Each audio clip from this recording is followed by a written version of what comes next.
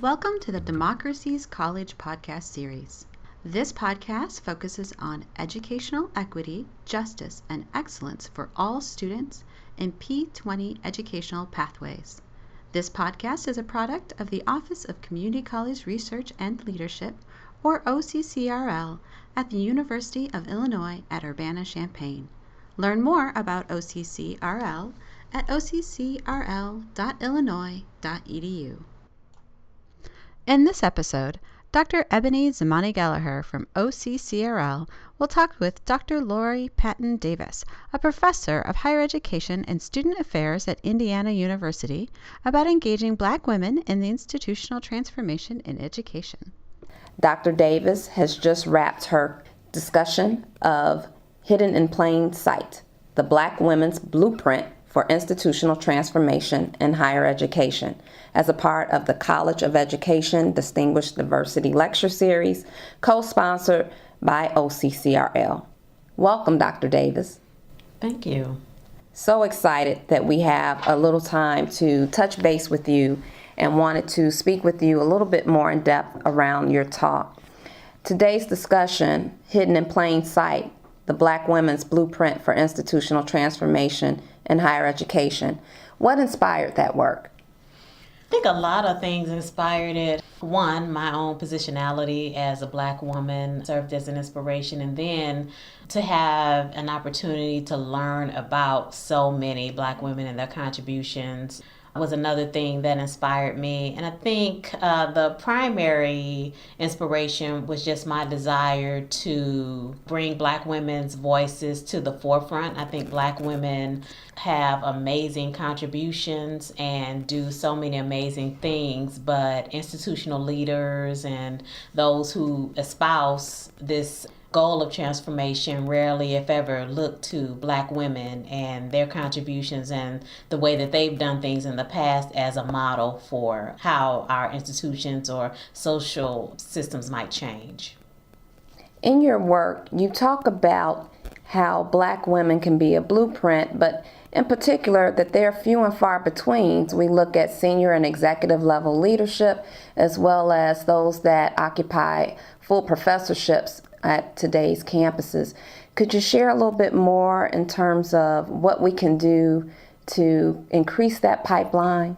Like the title of the talk was Hidden in Plain Sight, I think the answers are right in front of us. Now, the willingness and capacity to really think about them and make some difficult decisions is where we run into problems. There are, as you said, few Black women who are presidents or who are serving in an institutional leadership capacity, but that doesn't have to be the case.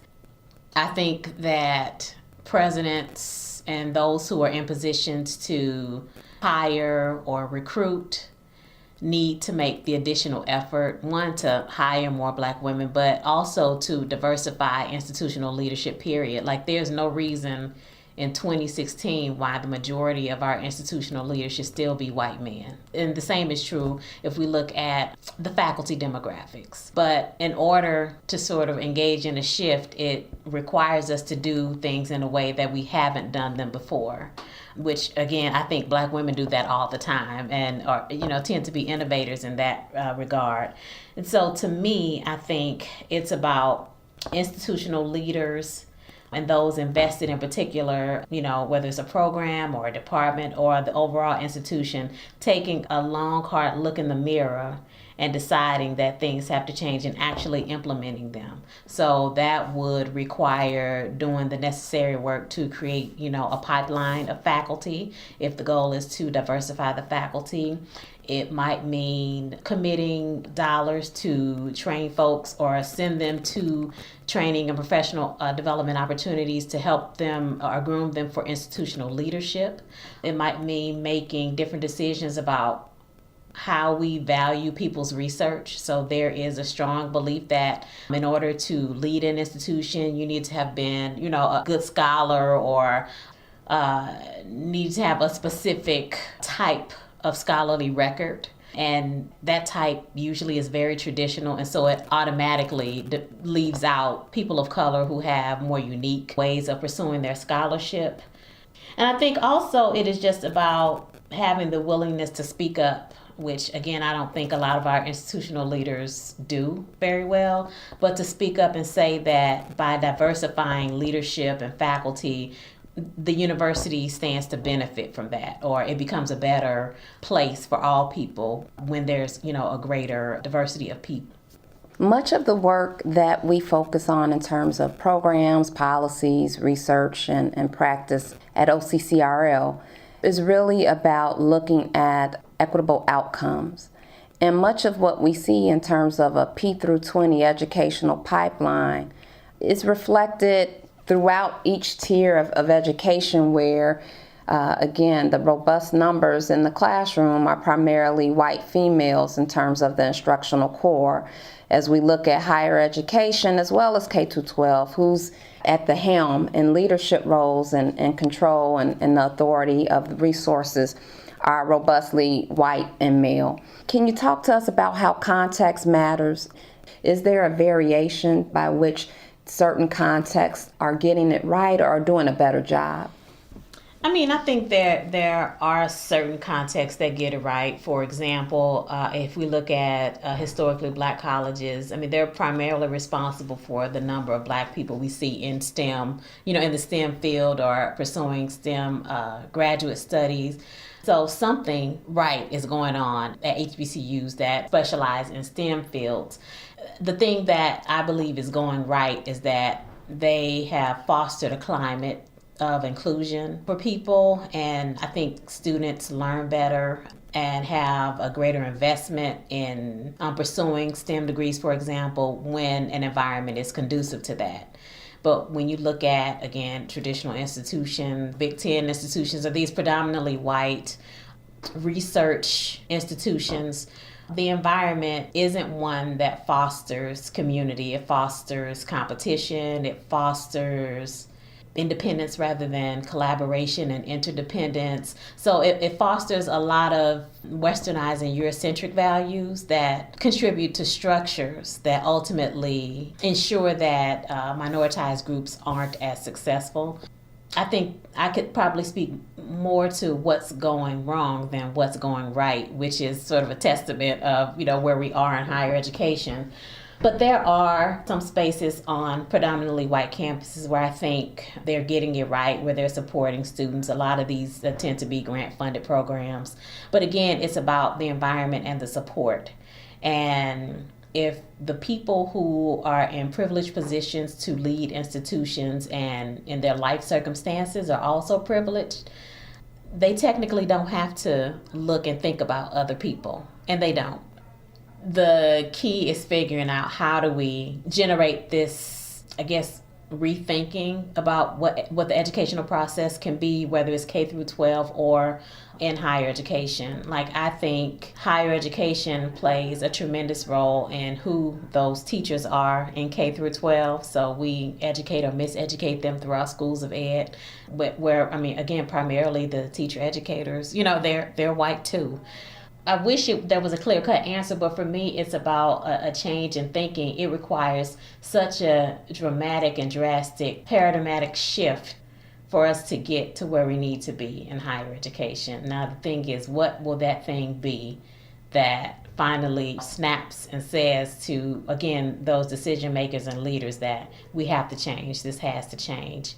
And until we get there, I'm not very confident that we'll see these rising numbers. Again, institutional leaders and folks, they talk about wanting increased numbers and diversity and seeing it, throughout the educational pipeline. But you can't just talk about that and not do anything. And I'm not sure that they even know what to do. I'm not sure that they have the philosophical underpinnings to really even think from a social justice lens. I think the concern really is about reputation and money, and that's, higher education is very much about those things, but it's also about learning.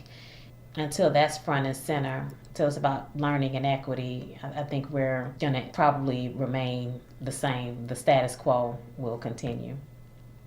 Just to shift gears a little bit, but related, some of your work in the past has really looked at, and you're a known expert for work on culture centers.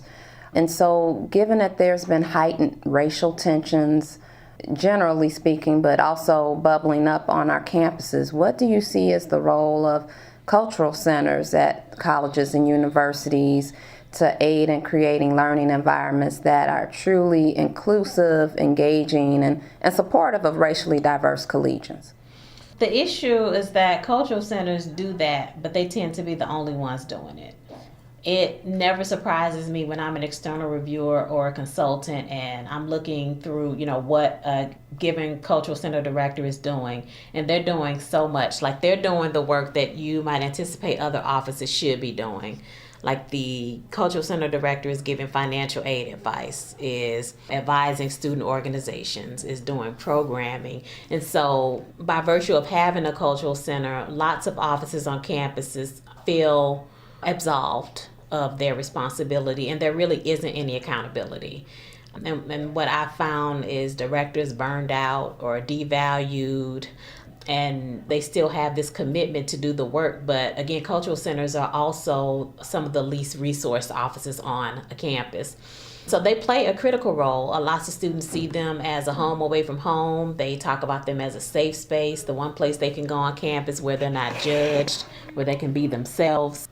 And so there's certainly value in cultural centers, and I think other functional areas on campus could probably look to the work that cultural centers are doing to enhance their own respective areas. In thinking about the recent protests on campus, I know at the University of Missouri, students were using the cultural center as sort of their space to galvanize and kind of come together and plan. And so it's really critical on campuses, but it's limited in what it could do due to resources and the overabundance of responsibility for serving a diverse student population in a meaningful way that's not represented elsewhere on campus. In closing, what call to action would you like to issue for those listening today? Who would you want to take a more active role in advocating for racial justice on our campuses and ensure that equitable learning outcomes are achieved? I would certainly like to encourage white colleagues and white people who are listening. So I think people of color have been carrying the burden and the weight of trying to educate people, trying to move institutions toward a more socially just focus. We've been doing the work, but we need those who claim to be our allies to talk to other white people and help them to understand what's at stake and not rely on people of color to educate, to carry the load. I also would encourage those listening who are in leadership roles to think about how they can create actions that are actually transformational. So as a leader, they have people who are looking to them, and they also have an opportunity to make decisions. And I would encourage them to think about making a different decision that doesn't just benefit the majority population, but that benefits groups that haven't had access or groups that haven't been recognized or acknowledged. For more information about engaging Black women in institutional transformation in education, we recommend that you visit Dr. Lori Patton Davis's website at Indiana University for a list of publications. For more podcasts, links to today's recommended resources, or to share your comments and suggestions, visit occrl.illinois.edu/democracy or send them via Twitter at OCCRL. Tune in next month when Dr. Heather Fox from OCCRL will talk with Dr. Pamela Eddy from the College of William and Mary about developing and retaining diverse leadership. Background music for this podcast is provided by DubLab. Thank you for listening and for your contribution to educational equity, justice, and excellence for all students.